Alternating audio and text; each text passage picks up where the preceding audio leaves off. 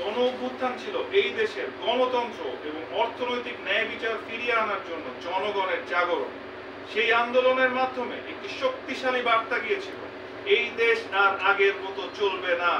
জনগণ স্বপ্ন দেখেছিল একটি নতুন শাসন ব্যবস্থা, যেখানে বাজেট হবে গরিবের মুখের আহার নিশ্চিত করার একটা রোডম্যাপ। কিন্তু দুঃখের সাথে বলছি, প্রস্তাবিত বাজেট সেই স্বপ্নকে পদদলিত করেছে।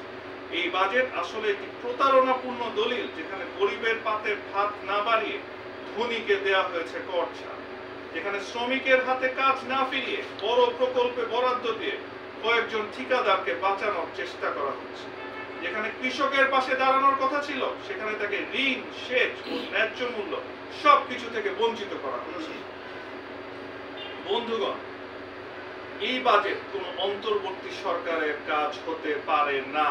এটি যেন আগের শাসকের পুরনো খাতা থেকে কপি করা এক বানোয়াট দলিল।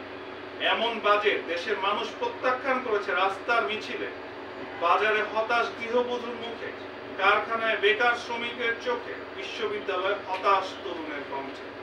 জাতীয়তাবাদী গণতান্ত্রিক আন্দোলন এনডিএম এই বাজেট প্রত্যাখ্যান করছে। বন্ধুগণ, এই বাজেট শুধু আমাদের মতো একটি দায়িত্বশীল রাজনৈতিক দলের পক্ষ থেকেই নয়, বরং দেশের প্রধান প্রধান অর্থনৈতিক চিন্তাবিদ এবং প্রতিষ্ঠান থেকেও কঠোর সমালোচনার মুখে পড়েছে। Centre for Policy Dialogue CPD এর মতো প্রভাবশালী থিঙ্ক ট্যাঙ্ক, ব্যবসায়ী সংগঠন সমূহ এবং দায়িত্বশীল রাজনৈতিক শক্তিগুলো সকলেই এই বাজেটকে জনস্বার্থ বিরোধী, দিশাহীন এবং অদূরদর্শী বলে অভিহিত করেছে। এই প্রেক্ষাপটে আমরা অন্তর্বর্তীকালীন সরকারের প্রতি আন্তরিকভাবে আহ্বান জানাচ্ছি, এই প্রস্তাবিত বাজেট পুনর্বিবেচনা করুন। জনপ্রিয় এবং বিশেষজ্ঞ মতামতের ভিত্তিতে 2025-26 অর্থ বছরের জন্য একটি জনমুখী, বৈষম্যহীন এবং বাস্তবতা নির্ভর বাজেট পুনর্গঠন করুন, যা নির্বাচন পরবর্তী একটি রাজনৈতিক সরকারের পক্ষেও কার্যকর এবং টেকসইভাবে গ্রহণযোগ্য হতে পারে।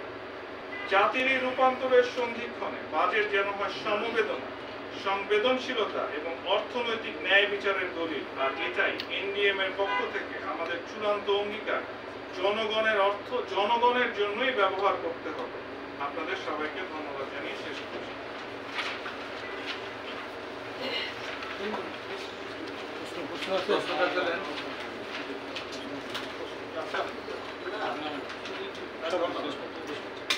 Thank you.